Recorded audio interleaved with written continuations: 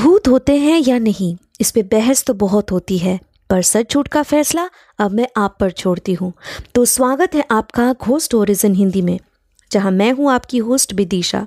और अब से हर हफ्ते शुक्रवार को आप मुझे सुन पाएंगे एक्सक्लूसिवली ऑन स्पॉटिफाई। आज ही घोस्ट स्टोरीज इन हिंदी को स्पॉटिफाई पे फॉलो करें और बेल आइकन को दबाना ना भूलें, जिससे मेरी हर कहानी आप सुन सकेंगे सबसे पहले। तेजी से सीढ़ियां पार करती हुई मालिनी छत की तरफ बढ़े जा रही थी।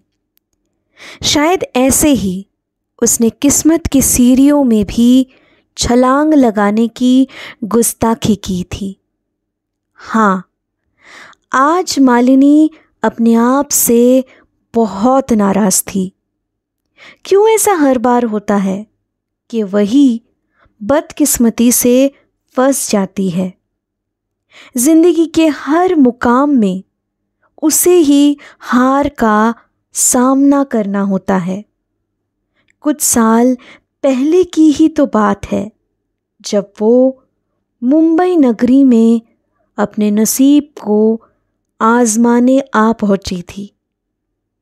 कई कठिनाइयों को जूझते हुए उसने इस शहर में एरिया रगड़ रगड़ के आखिरकार एक नौकरी और सर छुपाने की जगह हासिल की थी। उसके परिवार ने शुरुआत में उसे साथ तो दिया था, लेकिन जब उनको ये पता चला कि मालिनी एक शॉपिंग मॉल में काम करती है, तो उन्हें ये सच्चाई राज नहीं आई।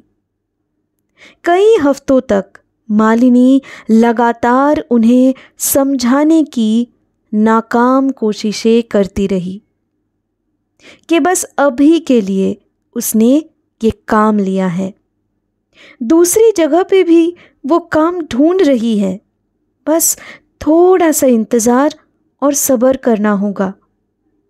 पर किसी भी हालत में उनको समझाना नामुमकिन साबित हुआ।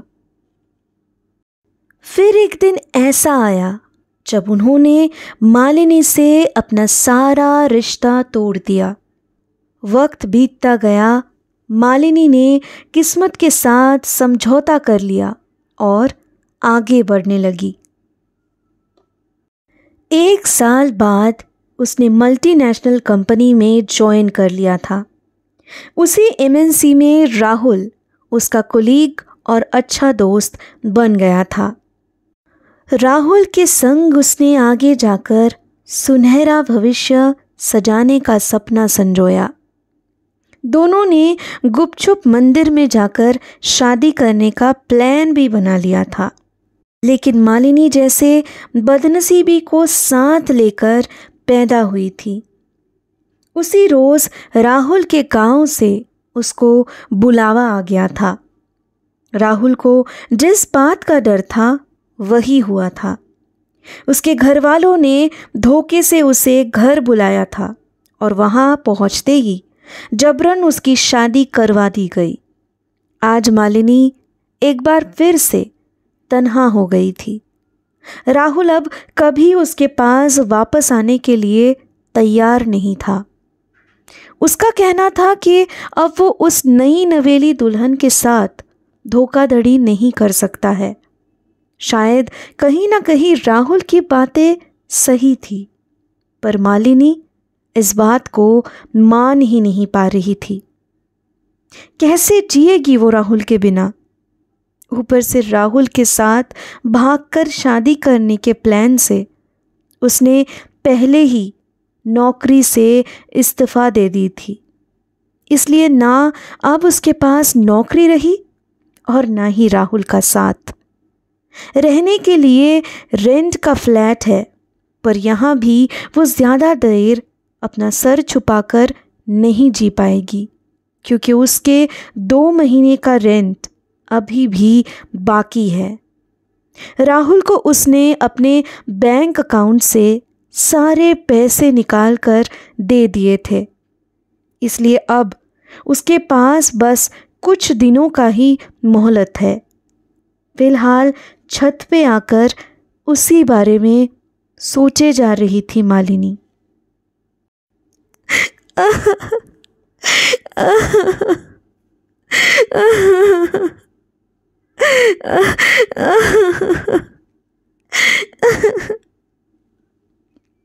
अचानक से यूं किसी को रोते हुए सुनकर मालिनी का ध्यान उसी पे चला जाता है। छत के चारों तरफ नजरें घुमाने पर मालिनी को किसी कोने पे एक औरत बैठी हुई दिखती है। उसने साड़ी पहनी हुई थी। अपने मुंह घुटनों के बीच छुपाए हुए वो लगातार सिसक सिसक के रोए जा रही थी।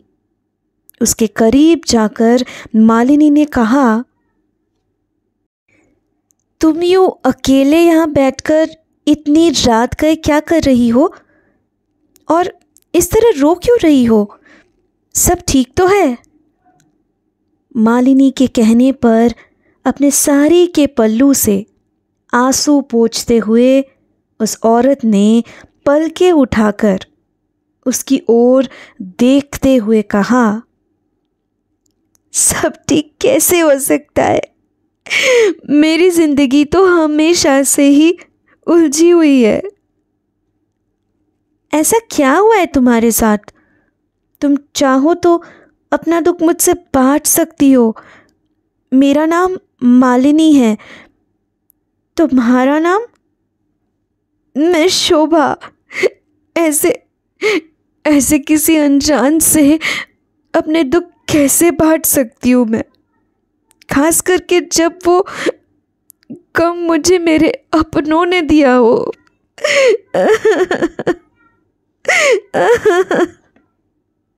होठों पे एक तिरछी सी मुस्कुराहट लाते हुए मालिनी ने कहा, अगर ऐसी बात है तो चलो पहल मैं ही कर देती हूँ। लगता है तुम्हारे और मेरे कहानी में ज़्यादा अंतर नहीं है। मैं भी अपनों की सताई हुई हूँ।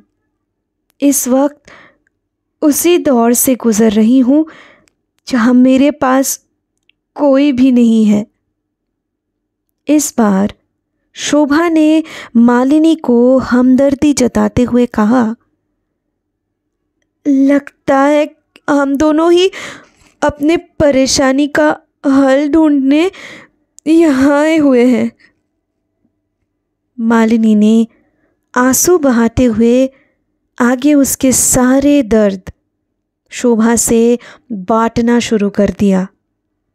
मालिनी की कहानी ने शायद शोभा के दिल को छू लिया था। उसने मालिनी को कहा, मुझे लगता था कि बस मैं अकेली ही हूँ जिसे तकलीफ़ों से गुजरना पड़ रहा है। मुझसे ज़्यादा शायद यहाँ कोई नहीं झेल रहा होगा, पर आज तुम्हारी दास्तान ने मेरी आंखें खोल दी। मुझे मेरी सासू माँ और पति से शिकायत थी कि वो मुझसे क्यों रोज़ रोज़ दहेज की मांग करते हैं। मेरे गरीब बाबा इतनी मांगे कैसे पूरी करेंगे? तंग आकर मैं यहाँ चली आती हूँ। पति माँ के खिलाफ एक शब्द नहीं बोल पाता। इस वजह से हमारी लड़ाई होती रहती है, लेकिन मेरे पास फिर भी अपनों की कमी नहीं है। तुम तो बिल्कुल बेसहारा हो मालिनी। ये कहकर कुछ सोचते हुए दोबारा से उसने कहा, पर आज से अपने आप को कभी अकेला मत समझना। जब भी तुम्हें तन्हा महसूस हो, यही छत पे आ जाना। मैं रोज़ाना रात को तुम्हें यही मिलूँगी। आज से मेरी तुम्हारी पक्की दोस्ती, ठीक है? इतना